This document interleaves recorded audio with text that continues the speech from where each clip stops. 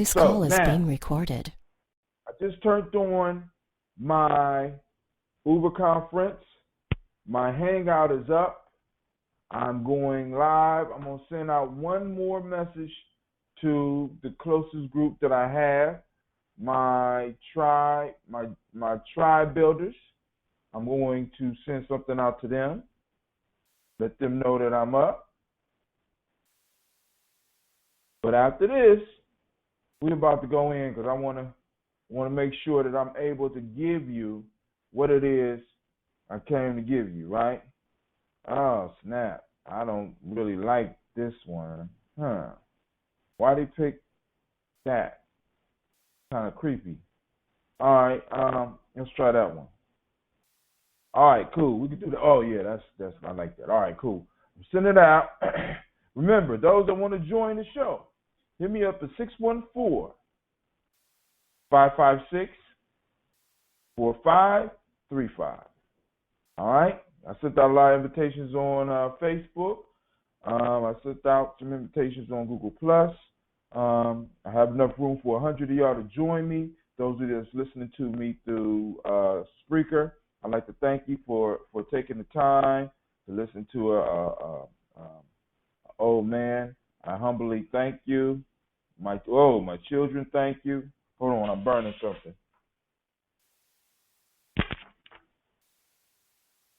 That bag of chocolate is done. All right, so I'm putting this up on Facebook, Twitter, Tumblr right now. Boom. All right. Let me see what Miss T-Mama. So I declare that the next 7 days will be filled with good news. Amen. All right. Hey, give yourself permission to have the next a good 7 days. All right. So now I just posted this information up. Hopefully some people will get it and they'll join the show. But until then, let's go and talk about some of the stuff that's going on. Of course, on September 11th, those of you that know, good. Those of you who don't know, you're about to find out right now. Gye-Nyame tribe, we're going on our annual camping trip. I hope to catch some of y'all there. I hope to see you there. You know what I'm saying? Because we're going to have a real good time relaxing. We're going to have some workshops this time, and we'll build and add on to it some. And maybe I have some people that may be willing to do the Warriors dance. You know what I'm saying? Now that's gonna take a lot of heart. You know what I'm saying? Because it ain't gonna just be physical strength that gets you through that. You're gonna need a lot of heart and a lot of spirit to make it through. You're gonna have to connect to something bigger than yourself. And so we're gonna have a real good time out there. Day is September 11th, starting at about 5 p.m. We will go through Saturday up to Sunday afternoon, early afternoon. We'll be checking out, and we'll have a good time. Remember, we have camping equipment, so you can feel free to bring your own camping equipment. We got the camping equipment. It's $25 per person, $50 for a family up to 5. Let me see. Also, if you do not register before the last week, that is the last week before September 11th, like the Tuesday before, the price goes up. So an individual will pay $35 and a family will pay $75 or something like that. So, it behooves you to put your information down now. So, or at least get the information now and come and join us, or at least register right now. I'm going to put the link up so that you can register once I get the conversation going. I also have, I'm not even going to screen share because a lot of people have been coming on. Well, I can screen share through the Hangout because a lot of people have not been tuning in a way where they can see the screen share. So what I'm going to do is I'm going to share my screen on the Google Hangout, and I'm going to go to the tribal quote so that those people that's joining me, you can check out the tribal quote. All right, so I just was joined by somebody. Janice Rowley. What's up, Goddess? What's going on? How are ya? Oh, girl, I'm doing good. I'm doing good. It was The a babies struggle look so today. cute getting ready to go to school. That's what I'm saying, man. Hey, they growing up so fast, man. I Yep. damn near. I was looking at her clothes before I ironed them this morning. I was like, oh my god. Uh, so next thing I know, I'm gonna be getting her ready for prom or something. That's I'm like, correct. good. It'll be 5 minutes. Right. I'm sitting up here, and the older I get, I'm finding that time move faster. So, Yep. I'm like, damn. I said, good grief. So, hey, but I mean, like I said, at least I am blessed enough to have made it to this point. So I can't complain. I had a good life. Even up, yeah, I'm in my 40s now, late 40s. I had a good life, And maybe one day maybe we'll have a conversation about, I call them those now I can die moments. You know what I'm saying? That hopefully everybody on the journey have experienced. When you get to that point where you done did so much that you said, man, if I go right now, everything will be cool. And that's where I want to leave it for my family and my friends, where I go out on the perfect moment. You know what I'm saying? But anyway, man, girl, thanks for joining me. I'm stalling right now, waiting for a few more people to join us. We had an excellent conversation yesterday about the flea and the wrestler. That proverb. So those of you that didn't catch that, you go to Gye-Nyame Journey on Spreaker. You can look up Gye-Nyame Journey on Spreaker.com and check that out. You can also go to GyeNyameJourney.com, and if you look up Folk Tales for Grown Folks in the top tabs, click on that. That was the latest show. You can go check that out. You can check out some of our older shows. We got about 100, and I'm at about 150 shows far as the proverbs and quotes.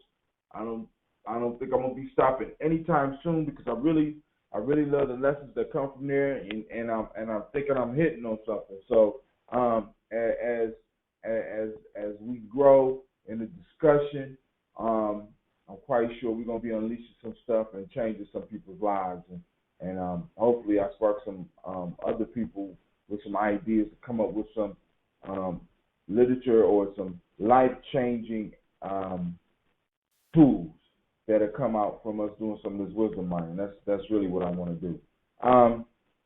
So I don't know if you had a chance to look at to today's quote and proverb sheet. Have you? I have. Oh, go on, girl. That's what I'm talking about. All right. So I know you're ready. So now, those that don't know, the proverbs and quotes are. Oh, you on there now? Me? Yeah. Yep. Is that you? It got anonymous Jackalope. That ain't you, Janice. It has You what? on the page? It says No, anonymous I'm not. Jackalope. I'm on the phone. I'm not on the. But I'm looking at the page with the tribal quotes on them. Is that what you mean? Yeah, but somebody else is on there. I hope they don't have the power to edit my page, because we're gonna have some problems. All right, anonymous Jackalope, you better watch what you're doing. But anyway, so those that don't know, these quotes, of course, I didn't write them. I just compiled them in the Gye-Nyame Journey Workbook, Tribal Quotes, by Hatem Gye-Nyame, or compiled by Hatem Gye-Nyame. It's one of the ones I'm using to raise the money to fund some of the stuff I do. So, those of you that have the expendable income, go and help a brother out. You know what I'm saying? You can find it on my page at GyeNyameJourney.com. You can find it on Amazon.com. You can find it on, what is the name? CreateSpace.com. That's where you get the best deal for both of us. All right, but let's get into it, sis. You ready? Yep. All right, cool. So, day 61. We'll read through them all, and then I'll allow you to pick the first one, and we're going to dive in deep. All right? We're going to do some real wisdom mining. Might get dirty today. Day 61. Barking dogs seldom bite. That's an English proverb. All right. They like dogs. I kind of like dogs too. Well, you know they do. You know they do. You know. Second quote, because these are officially quotes. Well, the first one was an English proverb. This one is a quote from a dude by the name of David Gye-Nyame. So hold on. One of the things that I figured out, I have to start doing some research. See, Google is just incredible.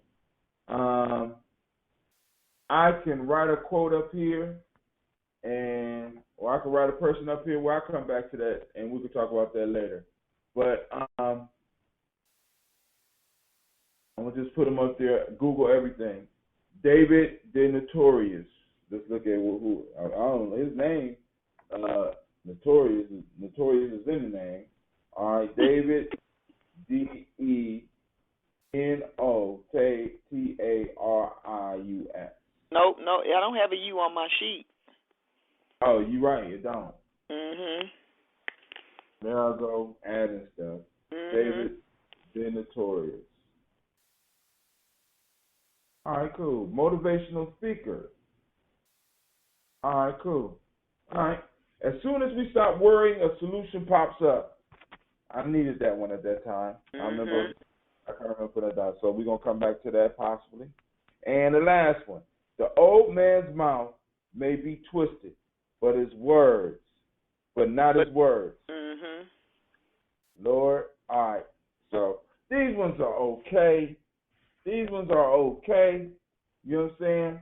Oh, yeah, next week we got, next week, y'all, hold on, because before we break these down, I'm going to take a peek forward. Next week we got Napoleon Bonaparte, Malcolm X, and a proverb from Ghana. So just give y'all prime. But right now, let's go and get into these. Which one you want to do first? The second one. Wait. Let's see. We can do the we can do we can do the second one. I'm gonna start in the middle. As soon as we start worrying, a solution pops up. Now, speaking on this one from personal perspective, from my perspective, this one is kind of true, but hard to put in practice. Right. It seems that in my programming, I have been programmed to worry. And in worrying, I found that in worrying, for some reason, I worry and I watch other people worry. We worry as if by worrying, we are bringing a solution to the problem. Right. And your mind moves. And this is part of the issue. This is one of the major things that works against us, because in worrying, what I have noticed is that the imagination starts running rampant. You know, because it's sort of like you lose your wits. So and it's like the conscious mind is just frozen, and your imagination is just allowed to run free. And with your imagination running free, it turns a small problem into a major obstacle. Not only just in the physical world, but in the five parts of the human being, you know, because we describe the five parts of the human being as the intuition, mental, emotional, spiritual, and physical qualities of an individual, of a being. So intuitionally, our intuition stops working, period. Or it can. Our mind basically shuts down. Our emotions are strained. Our spirit we're basically almost disconnected from spirit, and all this worrying wreaks havoc on our physical body. Mm-hmm. And I think that worrying, or teaching us to worry, and teaching us that worrying is the right thing to do, and looking worried is the right thing to do, is part of the strategy to keep us in the mind state that we are in.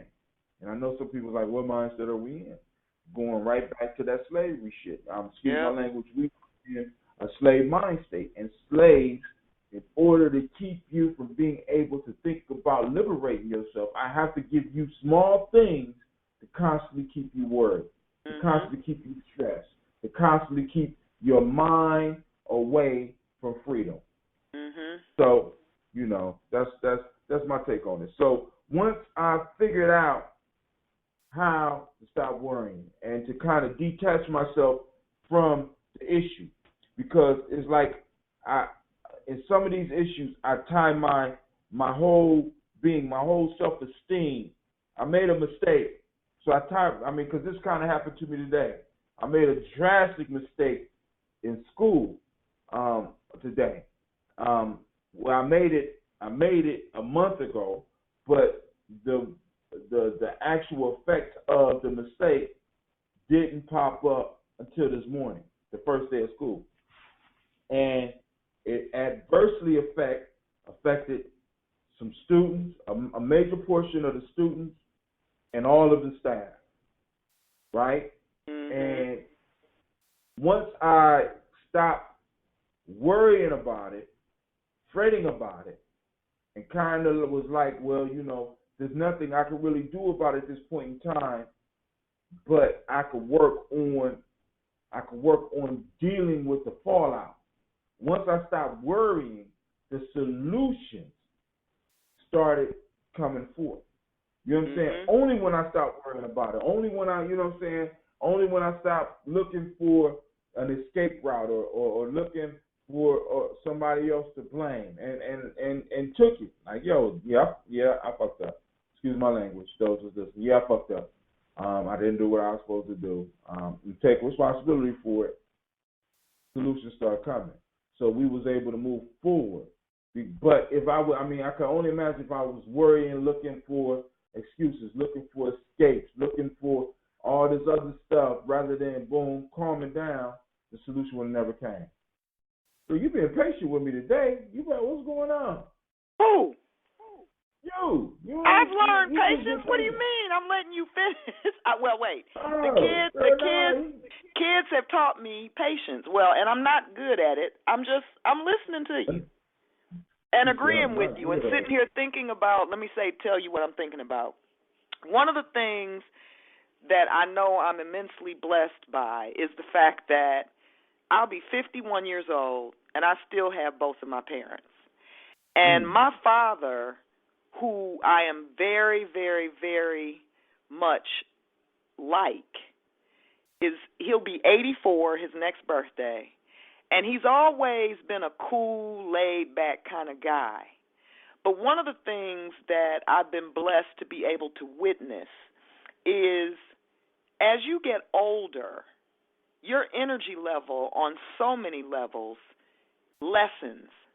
And so the thing about my father that always amazes me is it really doesn't matter what the issue is.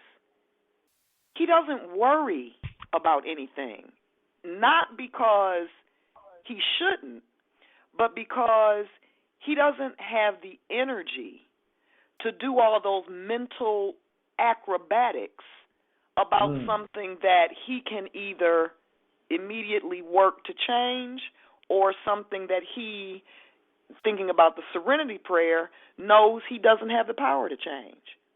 And one of the things that when I look at myself in the mirror and think about my dad, one of the most dangerous, and I've talked to you about this before, Hatem, one of the most dangerous things for me is the amount of time that I really do spend in my own head.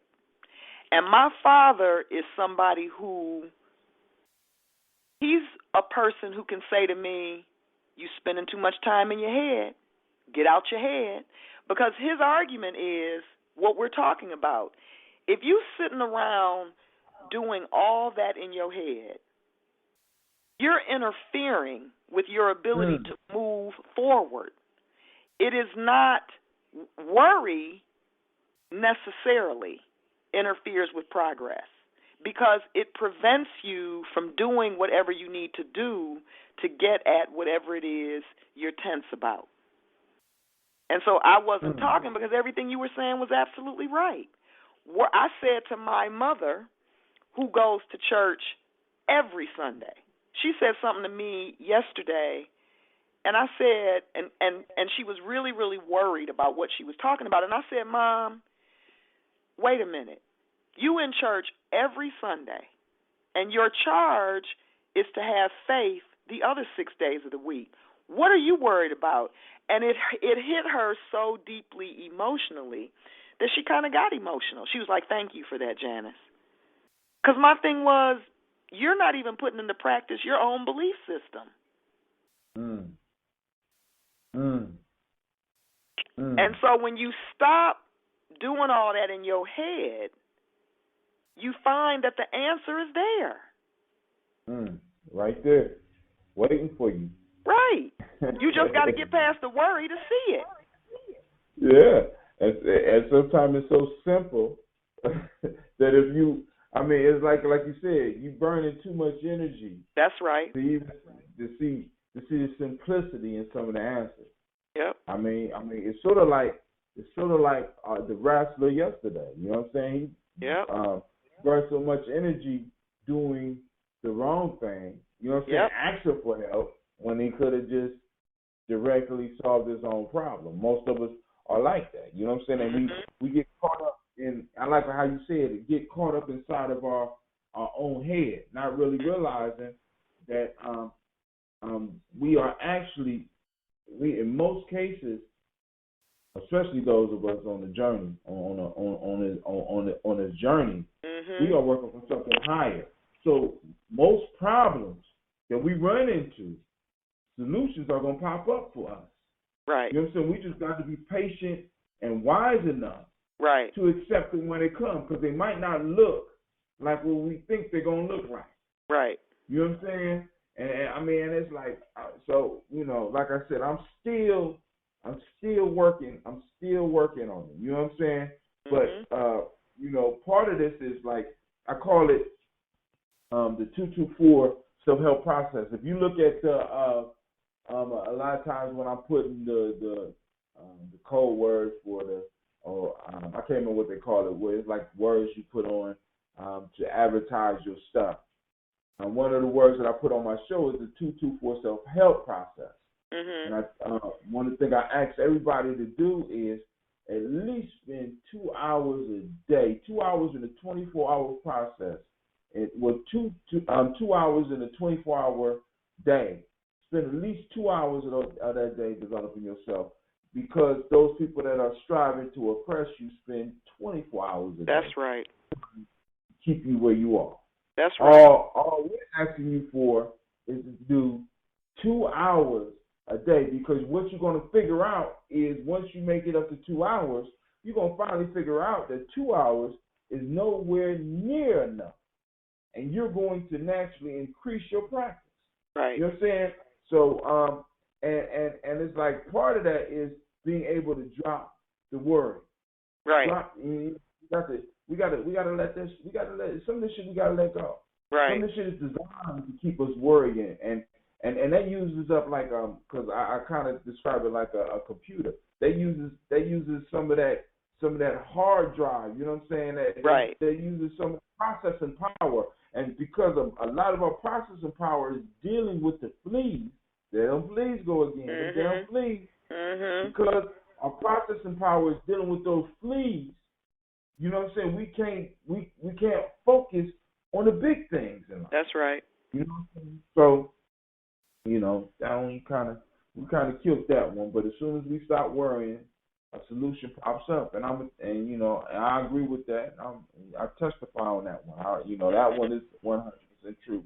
So so all right, you pick. Now I'm gonna pick. We're gonna save the Zambia for last. We're gonna do the barking dog seldom bites. Well, my experience, I have been bitten by a few barking dogs, but the majority of the dogs that ran up on me barking, I didn't have to worry about it. You know what I'm saying? Now, you do have to worry about them damn dogs that don't bark. I just want to throw out the disclaimer. All right? Right. But there are breeds of dogs that don't bark. And let me add right here with what you're saying. One of the things that I became very, very good at in the classroom is recognizing the young men in particular who never talked.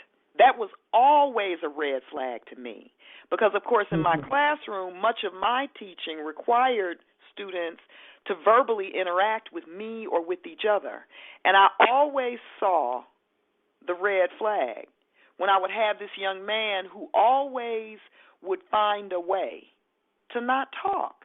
He was oftentimes tormented, oftentimes angry, oftentimes living in his own head so much that all of that nonsense was interfering with him growing his brain. And so the question I have for you is, you're saying that you've been bitten. Can a dog can't bark and simultaneously bite, right? No, not now. They bark, get quiet, and gather their energy, and then unleash the bite. Right. Now, you right. A dog can't simultaneously bark at you and bite you. He's going to have to stop one to do the other. That's right. You know what I'm saying? So, but those silent dogs, those silent individuals, those are the ones to worry about. But the whole piece about this whole barking dog is like Black Lives Matter. Black Lives Matter. There it is. There it is. That's that whole barking shit. That whole I'm gonna be louder and you know what I'm saying. And I'll be watching some of these YouTube videos, and I'll be watching people just the ones that do. I mean, and I noticed this in my, one of the things I used to, I hope none of my young people are listening, but one of the things I stopped this after one of my little brothers was murdered. But one of the things I used to teach my little brothers and some of my older sons was, I said, listen, there's three types of individuals. You got those who want to win, you got those who like to fight, and you got those who don't like to fight but will fight. Yeah. I said, which one are you? And say, well, what's somebody who want to win?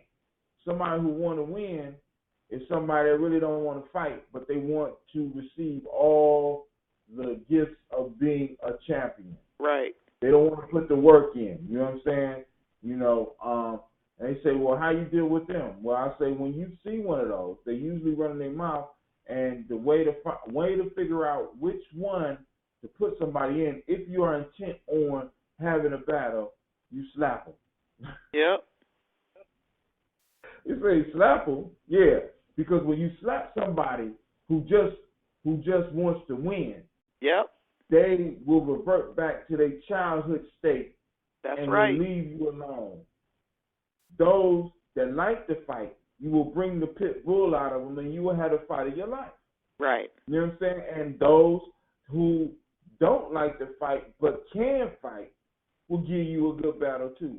The most dangerous out of all those is the one who likes to fight, because every now and then you have that rare individual who enjoys the torture of fighting. Right. Not only the torture and the pain he brings other people, but the torture and pain that it brings to him. And those are they're rare. You know what I'm saying? Those are the ones that really can get in the ring and make some money. You know what I'm saying? Then you got those that really just don't I don't want to fight, but I can. And they're pretty dangerous too. But they'll try to avoid a fight. You know what I'm saying? But you slap them, you might draw back a nub too. But you're gonna really be able to slap the barking dog. You know what I'm saying? The one that wants to win.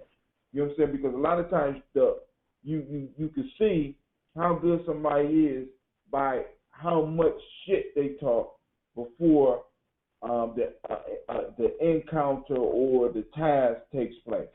Mhm. You know what I'm saying? So yeah, I often use that one. It's not a. I mean, you have some good conversation. You got anything you want to say on that one? Who? You. Me? On which one? Yeah. On the barking dog, selling them Oh, bike. I'm good. No, I'm good. I think what you just said. That's what you just said. I agree with you 100%. I don't have anything to add to that. That's the truth. All right. So now we go to the final one, and that one is. Please tell me I got on the recorder. Oh, you don't? Oh my God, I'm sure I do, but I'm about to check. I'm so embarrassed. I'm so embarrassed. You know, because I just turned off Spreaker. But if I don't, it's cool. People miss a good conversation. Shit, so they have to pay us for it in the future. Now right. It's on. Yeah. All right. So here we go. Let me shut this down. All right. So we got the last one. The old man's mouth may be twisted, but not his words. Dang. Oh my God. All right. Mhm. So age, because we just got done talking about age, and when you brought up a good point about it. You start having less energy to expend on garbage or useless stuff. But then you also start to notice that the body begins to change. That's right. As you get older. And sometimes some elders become so old that their mouth becomes twisted. Right. You know what I'm saying? And this reminds us that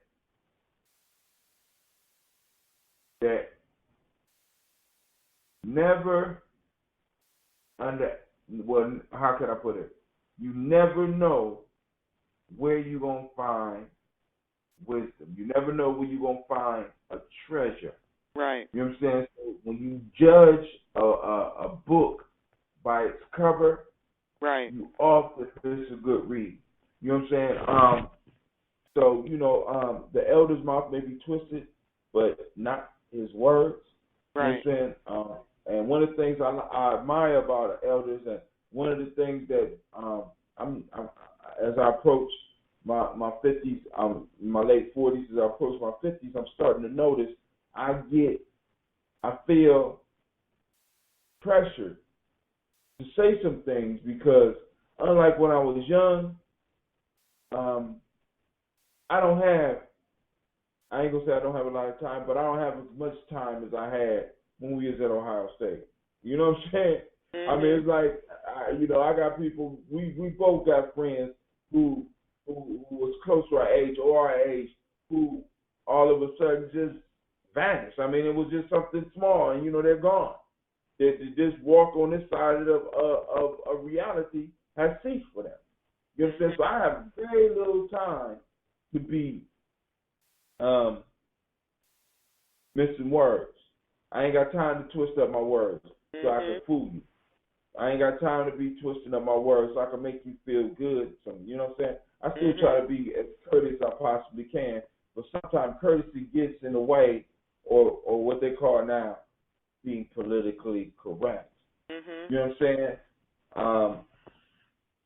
I think sometimes a lot of that takes away from the power of what needs to be said. Mm-hmm. Red, excuse me. I just ran through miles. And I ran it this morning like I told, because you're like, don't run at night. You ain't gonna. I'm going to sleep, but I got up and ran them in the morning. I think I'm gonna do the same thing tomorrow. But I really like that third one You know what I'm saying? Because, elders may be twisted up, but, if we listen to their words, we could go a whole lot farther. Yep, So, and that is one of the things that I think is being missed a whole lot in our current contemporarily, because for a list of reasons, old folks who have lived, are devalued each year that they get older. And it is the elders that truly possess the knowledge that can give us answers. But we want to push them to the side because their mouths are twisted, I think, Right. We're judging by their physical appearance, and we think that because, as you said, their mouth is twisted, or as the proverb said, their mouth is twisted, their hair is gray. Right. They might talk or move slower. They're bent over, or they. Right. That's right. That their words lack value. Right. Sort of like the insignificance of that Brother D mentioned yesterday. Speaking of Brother D, just popped up on the line. That insignificance of the flea. You know what I'm saying? It's sort of like some of these elders. Ooh, some of these elders are looked on by us like fleas. Very little small, very insignificant. And because some of us look at them in that way, we miss out on the treasure trove that they have. You know what I'm saying? I mean, because we probably would be amazed by how many life-changing secrets have went to the grave with some of our elders because we didn't see the time to talk with them. So, you got something, Brother D? No, I was trying to read the Proverbs on the. You see it? I'm pulling it up right now. See it? Yeah, I see it. All right. So, that's the one we on right now. So we already covered two. So go and think about it. You can check out the other ones. I'll bring it down so you can at least catch. Because for some reason, well, if you, I gotta send you the link. But barking dogs seldom bite. As soon as we start worrying, a solution pops up, and the old man's mouth may be twisted, but not his word. So that's the one we on. If you got something you want to say about any others, go and drop it.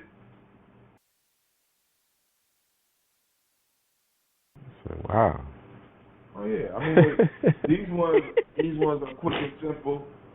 Next week we have Napoleon Bonaparte, Malcolm X, and a proverb from Ghana. But right now we got that quick, silent wisdom that might not hit us until we might not fully hit us till we go to sleep. But the piece is because we had the conversation, it sparked the seeds of these proverbs. Right. To rotate in our mind. This one makes me think of my grandfather. And so when I was younger and I would be doing things, and you look at him and he had the look on his face like, "What the hell are you doing?" And then he would give his words of wisdom, and he'd be like, "Oh, yeah, that makes sense. Why didn't I think of that before?" Well, you was a real young dude, man, because I was one of those little ones to be like, man, what are you talking about? I mean, some of these young people so damn disrespectful, man. What are you talking about? And so when one of your grandfathers is 6'3", 270 pounds. Yeah, that would cut down on some of the food, you know. Yeah, you're right. That would cut down. Yeah, because I remember a time my grandmother. Well, actually, he was telling a story because he was a assistant warden at Orient, and he had this young white prisoner that came in, and he said basically he wasn't going to take any orders from no niggas. So he's saying this while he's in my grandfather's office, and so my grandfather's sitting there calmly. Then the guy kind of moved up in his seat. So my grandfather moved his hands from his lap to his desktop, and then the dude had the nerve to leap. And the next thing you know, my grandfather was over the desk, about to step on the dude's neck. So he made it sound like it was real simple. But by the time we talked to my grandmother, they said, well, he didn't tell you that he put the man in the hospital for 6 weeks with his jaw wired shut.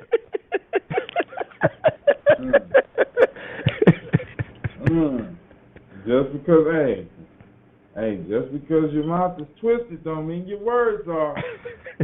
I'm gonna be honest with you. I don't fuck one of you young boys up. You know what I'm saying? But that's what, you know, that's what's missing. That's kind of what, I mean, that's when I fell in love with the Yoda character. I don't know if, you know, I'm a Star Wars fan, you know what I'm saying? But, you know, when they first showed Yoda, the Jedi Master, who could barely walk, you know what I'm saying? Doing all types of incredible stuff. And looking at everybody around him laughing. Right. He was always he was always like, you're doing all that to do that? Let me show you what to do, and you ain't even got to move to do. And I used to tell my students, always understand, I'm a Jedi, and there's not a thought you have that I haven't already figured out. Don't be trying to outthink me because I ain't from here. I used to tell them that all the time. And I had young people that didn't know nothing about Star Wars, so I was like, if you don't call me Miss Rowley, call me Yoda, because you'll never be able to outthink me. And I have kids now damn near 30 who are like, Miss Rowley, you still call yourself Yoda? Yep. May the Force be with you. May the Force be with you. May the Force be with you. Now, one of my favorite scenes is when he walks into the room. This is one of the recent ones where he walks into the room running and straining, and Obi-Wan and the young Jedi the become Anakin is laying on the floor, knocked out from Lord Dooku. And this old thing, jumps up and whoops this dude's ass, and then picks back up the cane and limps away. Right. You know what I'm saying? And what that shows you is that, you know, because it's like we don't need a lot of words. Like you said, it's like you making it too hard. It's not really that hard. I'm still old, and you know what I'm saying? So it makes you wonder, what was he doing when he was younger? You know what I'm saying? But the answer is he was practicing to be as good as he is now. Because you look at some old masters, right? You look at some of the old masters, you know what I'm saying? If you look at their lives, they might have not been the bomb when they was young, but they was putting in their work. And a lot of our young people, and not even a kid, a lot of adults think that they just deserve something without putting in the damn work. Yep. No work. Well, they had to learn to stop. Well, what happened is that they learned to stop barking. You said they learned to stop barking, or? Yeah, they learned to stop barking because so basically when you talk about you barking, you're making a whole lot of noise. A whole lot of noise. And so versus actually just getting to it. Just as the adage says, you know, watch out for the silent ones. It's the quiet ones that get you. Because as long as the one is talking trash or what have you, okay, I see you, we hear you. But as soon as it get quiet and somebody starts moving, it's like, uh-oh. Mm-hmm. Now what? Now what? Mm-hmm. And I've seen that one in my house over and over. Of course, again. of course. You know what I'm saying? Because them boys, man, them boys, they teach you a whole lot of lessons. You know what I'm saying? And it's like, yo, but like I said, but then you always got those young ones that get it. You be like, dude, you're going to be all right. Because they understand that just because the old man's mouth may be twisted, his words, you know what I'm saying? The words is coming from his old mouth, man, are coming from someplace deeper. This proverb is about learning to see beyond the flesh of an individual. You know what I'm saying? And a lot of us, because the programming that we are under, all three of these, once again, link up and show a lesson. That noise. We have been taught in this society that the one that makes the most noise gets the best toys. You know what I'm saying? That rhymes. The one that makes the most noise gets the best toys. Like the squeaky wheel gets the oil. And in fact, it teaches us to pay attention to those that's making the most noise, to the detriment of our society, because we're spending a lot of time working with individuals that really won't, or maybe even deserve the time that we're spending with them. Right. Then, go ahead. I'm sorry. Go ahead. Because I was gonna say, because the crazy thing about the squeaky wheel getting the oil is that once it gets the oil, it no longer makes any noise. So you want to be, so ultimately you're trying to get a state where you are actually silent.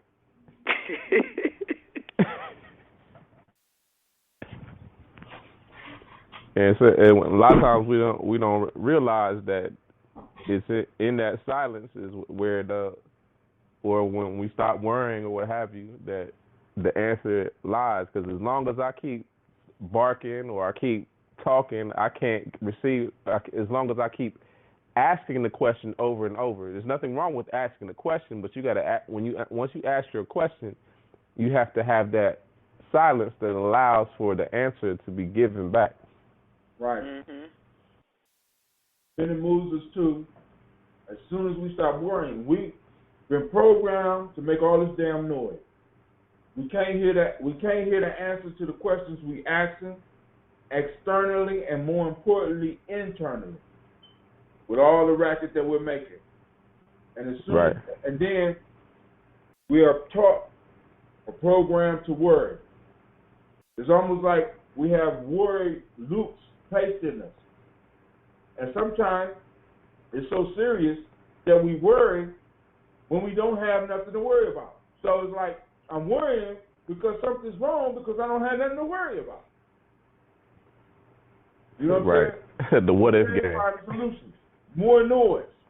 All the way down to where we're so noisy, making so much noise that we can't even recognize when true wisdom is sitting right in front of us.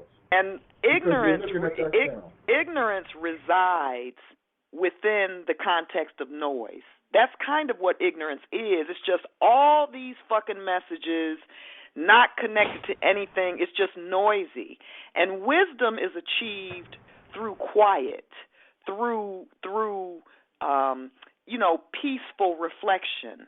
Right. And so that noise is necessarily loud.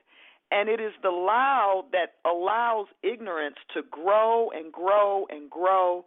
And ignorance has to be met with a lot of quiet on all kind of levels in order for people to grow. And I think that a lot of our people in particular are living, for instance, in very noisy communities where there is no coherent message, where there is no time or space for reflection.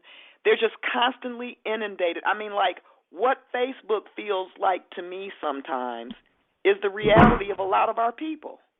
And Facebook really does breed ignorance, because if you can't discern fact from fiction, then it's just a whole lot of stuff coming at you.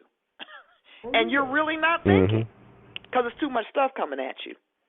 Too much noise. Right. And in order to think, things have to be slowed down. Which once again comes down to the individual being able to find somebody that can help them. That's right. You know, but oftentimes because they're judging the external, right, they can't learn from that. Oh man, your mouth is crooked. Oh man, you got a hump in your back. Oh right. woman, you could barely move. What can you teach me about life? Right. Oh man, you live in if you knew so much, why are you living like this? Right. You know what I'm saying? And you see it over and over again. It's like, wow, you judging all the wrong stuff. That's right. Like they say, a poor man's wisdom is never heard. Right. Exactly. I'm standing in front of the class and I'm teaching, and the kid raises their hand and says, "Miss Rowley, I like your shoes," and I would say, "That ain't what we talking about, and that's not what you should be paying attention to." Don't be distracted. You know, so when you look at a man and he may have had a stroke and his mouth is twisted and his speech is slurred, you got to look past that and listen to what the hell he's saying. Period. You mean showing respect? That's right. Which basically means to look again. That's right. You know what I'm saying? That's right. We don't do. We don't Ever. take time to really look, and all that's been bred out of us. Yep. So hence, we have noisy communities with a bunch of barking mutts. You know what I'm saying? Mm-hmm. Not able to come together and achieve anything because we refuse to silence ourselves long enough to listen to the ones that may have the wisdom, because they don't come in the way that we expect. Right. It's sort of like an individual waiting for his Savior to come, and the Savior has come several times, but they keep turning them away because they don't fit the image that they're waiting for. Noise. Looking for distraction. You think about the number of people that are scared of silence. Oh my God. Horrified of silence. Especially young people. They're uncomfortable if it ain't noisy. Can't think. Yep. Matter of fact, these standardized tests might be easier for some of the kids if we was to put them in a noisy environment. It's true. But it is what it is. But hey, 10:54. Once again, we had a fabulous show. Mr. Gye-Nyame showed up when it was going on. But hey, I want to thank y'all for tuning in. Next week is even going to be hotter. I just got to remember to post up the shows and post up the stuff earlier. But next week is going to be the bomb. I haven't checked the story out yet. Remember, the cabin trip is coming up on September 11th. For those out there that's in Columbus or around Columbus,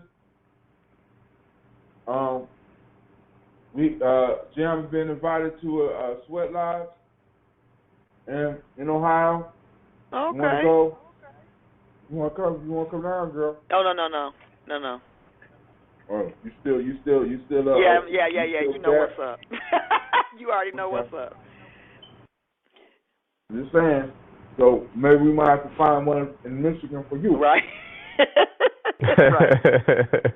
No, you laughing, but you know, because we be stumbling on people all the time. So we might be coming to a sweat near you real soon. I'm gonna put it out in the universe. Right. So good. Any communities where my sister can come and sweat, please let her know. So we can plug her in because she needs to sweat and pray like all of us. Like everybody else. Have you ever done this sweat lodge before? Of course. Oh, well then. All right. Well, you know what one is. Where's the sweat? Huh? No, I didn't do it here. Well, I didn't do it here. Oh, okay. But I would imagine there's one around here. I'm sure there is. Okay. All right. So, hey, I want to thank everybody for tuning in. Even though it's raining outside, I'm gonna give y'all the last words. Oh, Lord have mercy. You know, I send people invites and they call me. You know what I'm saying? I put the damn number on the invite and they call my phone. Well, I mean, you didn't read the goddamn invite that I sent. I'm doing the show. Well, you know, it is what it is. It is what it is. I mean, it's like you just make sure them buses are right. Yeah, got my ass handed to me today. Janice, I single-handedly stopped about 300 kids from coming to school today. I fucked up bad. What? Yeah. I put the wrong. What did you wrong do? Date. I put the wrong day for the start date of school. No, you didn't. No, you didn't. Man, listen. When I say I fucked up, I fucked up. I had to sit there and I had, you know, at first I was worried about it, but I said, man, fuck this. I mean, I'm going to have to go and talk to these parents. Parents came in anyway, you know, because, you know, the first day of school, especially for young kids. Absolutely. This is one benefit that you have. It's National Get Your Freak On Day. Right. So they bringing their kids to school. You know what I'm saying? Hey, you going to school. We're getting up out of here. You know what I'm saying? So they brought them kids. What happened to the bus, Mr. Brown? Well, buses ain't coming today. They'll start tomorrow. Okay, I'll be here about 5:30 to pick my kid up since you messed up. Okay, I got you. So, you know. Hey, it's all good. Just the entire school wait for parents to come pick them up. Wow. Look at 600-something kids. Wait, and he trying to pretend like it was a mistake. He did it. It was on purpose. He just trying to start some shit. On purpose? You just trying to start the revolution by keeping all the babies at home. I understand. Oh, yeah. I guess if I cancel the National Freak Get Your Freak On Day, that might start the revolution. The system has let us down. We got to rebel. I've been sitting at home with this baby all summer. I need it.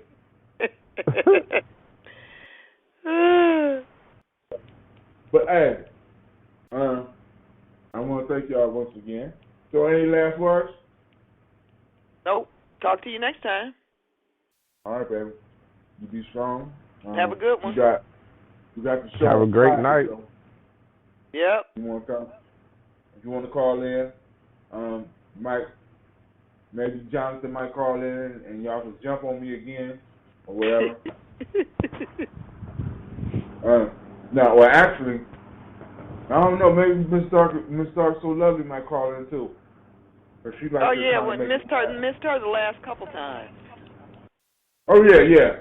You know, because I be messing with her, so she a young Pisces, so she know how to make me want to argue with her ass. She say stuff. It don't take much for you to argue. No, yes it does. I mean, you know, I'm a pretty peaceful guy, so don't be challenging me on my peacefulness, man. Come on, man. From the grand pontificator himself. Yeah, you know, start shit. I don't usually argue with people. So, but you know, so she's recharging and getting some arguments together. So, okie dokie. You say some stuff. And it's almost like you say stuff just to get up under my. But she needs a mentor. Just let you know. That's it. Well, button pushers are your master teachers. That's it. Oh yeah, she is mine. But I'm sending a shout out. She need a female educator. Mhm. So I'm just putting it out there.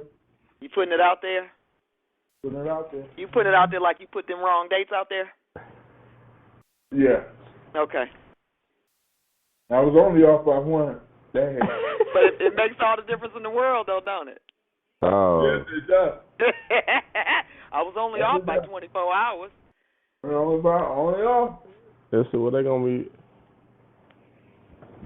So tomorrow gonna be crazy too, though, since they are repaving the one parking lot. Oh, tomorrow gonna be crazy. It's gonna be crazy all the way until probably next Thursday. I didn't expect it to be this crazy, Man. Well, listen, as long as the baby's coming to school, that's a good thing. Listen, I'm telling you. Other than the school being blown away by a tornado, these kids gonna be there. Yep. Especially the ones that's considered bad. Have you noticed in your school career that the bad kids never miss any day of school? No, those are the ones that come. The good kids miss all the time. It's the bad ones. They come every single day. It be 100 degrees below zero. It don't matter. They there. They there like, hey, how you doing?